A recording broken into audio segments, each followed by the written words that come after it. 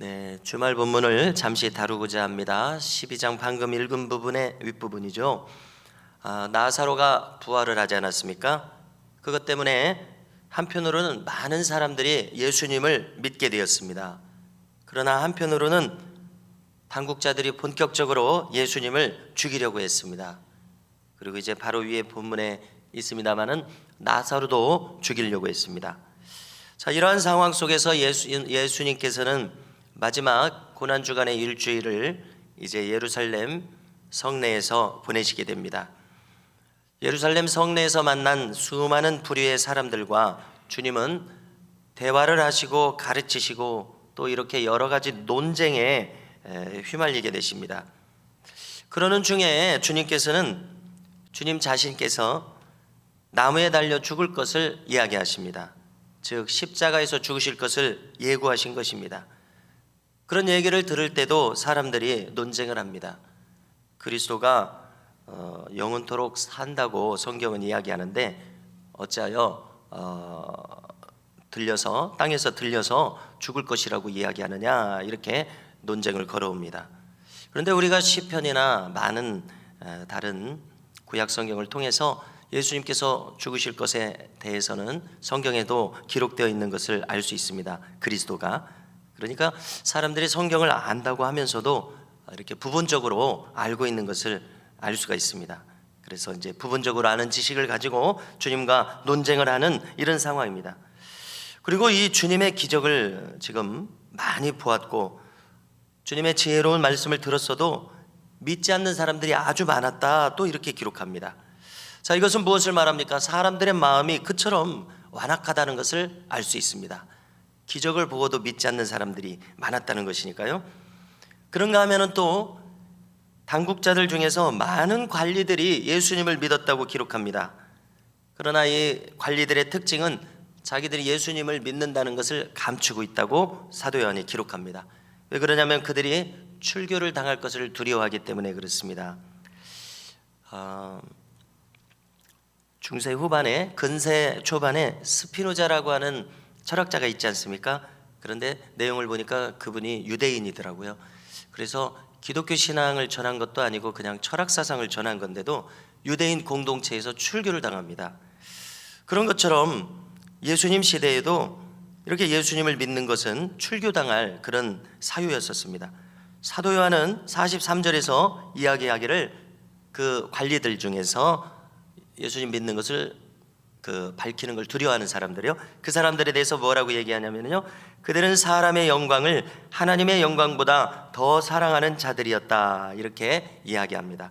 자, 이것은 무슨 내용입니까? 인지상정으로는 얼마든지 이해해 줄 수 있을 것입니다. 왜냐하면 생계가 달린 문제이기 때문에 그렇습니다. 얼마든지 우리가 나도 그런 입장이 될 수 있기 때문에 충분히 이해할 수 있습니다만은 사도 요한은 또 영원의 관점에서 그들을 이렇게 이야기합니다. 만약에 그들이 하나님을 더 두려워했다면은, 그리고 메시아에 대한 보다 확실한 믿음이 있었더라면은 그들은 스스로를 드러냈을 것이다, 이런 의미 아닙니까? 그런데 이것은 제자들도 마찬가지였습니다. 제자들도 베드로만 봐도 주님을 면전에서 부인하는 일들이 있었습니다. 그것은 인간의 힘으로는 할 수 없는 고백이라는 것을 우리에게 알려줍니다. 주는 그리스도시요 살아계신 하나님의 아들이시니이다, 성령의 감동으로 베드로가 말할 수 있었던 것처럼, 그 다음에 성령 강림이 있은 다음에는 공회에서 그들이 두려워하지 않고 예수님의 십자가와 부활을 증거했던 것처럼 이 관리들도, 그리고 이 자리에 있는 우리들도 마찬가지일 것입니다. 하나님께 온전히 사로잡혔을 때, 그때 하나님을 두려움 없이 시인하는, 물론 당연히 두렵겠죠. 그러나 하나님을 그렇게 변치 않는 마음으로 시인하는 역사가 우리에게 있을 것입니다. 이제 오늘 내용에 들어오면은 주님은, 자, 오늘 50절까지 읽었는데요, 요약하면 두 가지를 말씀하신다는 것을 알 수 있습니다. 첫 번째로 주님은 지금 이 예루살렘 성내에 들어오셔서 사람들과 많은 대화와 논쟁을 하시는 중에 말하지 않은 것 중에 이제 말씀하신 것이, 첫 번째로 마지막 날에는 심판이 있다, 이걸 이야기하셨습니다. 두 번째로는 지금 주님께서 하시는 이 모든 것들을 나 스스로 이야기하지 않았다, 이렇게 이야기하십니다. 우리가 얼마 전에 오후 예배 시간에 주님은 순종하셨다라는 제목으로 말씀을 나눴었는데요. 과연 주님께서는 하나님의 아버지의 뜻을 받드셨다는 것을 여기서도 다시 반복해서 말씀하십니다. 전부 다 하나님께서 명령하신 것을 내가 말했다, 이렇게 이야기하십니다.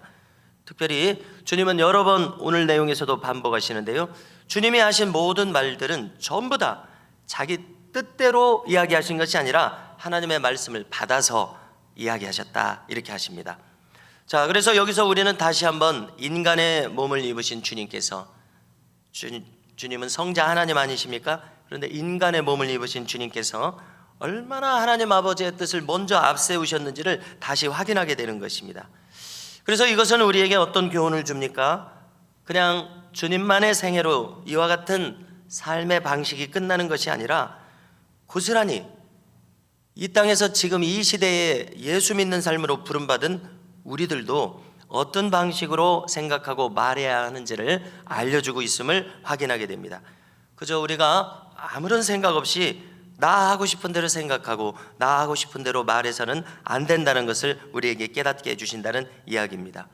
그런데 또 한편으로 생각해 보면 우리가 완전히 수동적인 사람이 되어가지고 우리의 정신작용이 완전히 제로 상태가 돼서 그렇게 살라는 것은 또 아닐 것입니다. 왜냐하면 하나님께서는 우리를 지으실 때, 그리고 우리가 지금 살아가도록 하실 때 우리가 얼마든지 창의적으로 스스로 생각하도록 자유의지를 주신 것은 또 분명한 사실이기 때문에 그렇습니다. 자유의지가 없는 기계인간으로 우리를 짓지 않으셨습니다. 분명히 우리의 정신작용과 생각 그리고 말하는 것을 창의적으로 하도록 우리를 지으신 것이 확실합니다. 그렇지만 여기 주님께서 하신 것처럼 동시에 완전히 자기 마음대로 해서는 안 된다는 것, 그리고 항상 하나님의 뜻을 의지해야 한다는 것, 이것을 말씀해주고 있는 것입니다. 뿐만 아니라 하나님의 뜻을 의지할 뿐만 아니라 예수님처럼 하나님 아버지의 뜻을 먼저 앞세우는 이런 방식으로 살아야 할 것을 여기 주님을 통해서 말씀해주고 있습니다. 여러분, 이렇게 설명하는 것은 복잡합니다. 그러나 실천하는 것은 단순할 것입니다. 그래서 바라기는 우리 모두의 이 언행심사가 말씀과 성령에 사로잡힌 사람이 돼가지고 막 이렇게 계산해가지고 나오는 말이 아니라 단순하고도 신속하게 주의 뜻대로 우리 모두가 행할 수 있기를 간절히 바랄 뿐입니다. 자, 이러한 기초 속에서 주님께서 하신 말씀은 우리 이제 45절이죠. 44절 45절입니다. 주님 뭐라고 말씀하시냐면 나를 믿는 자는 나를 보내신 이를 믿는 것이다, 이렇게 이야기하십니다. 또 나를 보는 자는 나를 보내신 이를 보는 것이니라, 이렇게 이야기하십니다. 얼마나 놀랍습니까? 이런 대목을 볼 때 주님은 그냥 인간으로만 오신 것이 아니라 그리스도로 오셨다, 메시아로 오셨다, 우리는 이렇게 볼 수밖에 없게 되는 것입니다. 어떤 인간도 이렇게 말한 사람은 없었습니다. 또 이렇게 말할 수 있는 사람도 없었습니다. 자, 오늘 내용에서 주님께서는 심판을 말씀드리지 않았습니까? 주님께서 이 세상에 온 것은 심판이 있다는 것을 알리기 위해서 오셨다, 이렇게 이야기하십니다. 그런데 또 여기서도 주님 자신과 하나님을 나눠서 이야기하십니다. 주님 자신은 물론 심판을 이야기하시지만 주님이 오신 것은 심판하러 오신 것이 아니라는 말씀을 하십니다. 그러면 왜 오셨느냐? 주님은 구원하러 오셨다, 이렇게 얘기하십니다. 그래서 우리는 여기서 우리 사람에 대한 주님의 크신 사랑을 다시 한번 깨닫게 됩니다. 그러면서도 주님이 하신 말씀으로 이 세상을 심판하시겠다고 하시는데요, 이것은 또 무엇을 이야기합니까? 주님과 하나님이 또 분리가 되지 않는다는 거예요. 그러니까 예수님으로서는 이렇게 설명할 수 있을까요? 예수님으로서는 우리를 심판하는 것이 주목적이 아니고 우리를 구원하시는 것이 주목적이시고, 그리스도로서는, 다시 말해서 성자 하나님으로서는, 성부 하나님으로서는 우리를 반드시 심판하신다, 이런 내용으로 우리가 이해하게 됩니다. 여기서도 철저히 하나님 아버지의 뜻을 따르는 것을 알 수 있습니다. 성도 여러분, 오늘 우리가 함께 나눈 말씀을 통해서 우리도 이 땅에서 살아가면서, 오늘 하루의 삶을 살아가면서 항상 나의 뜻을 앞세우는 것이 아니라 하나님의 뜻을 헤아려서 행할 수 있는 우리의 삶이 될 수 있기를 간절히 소망합니다.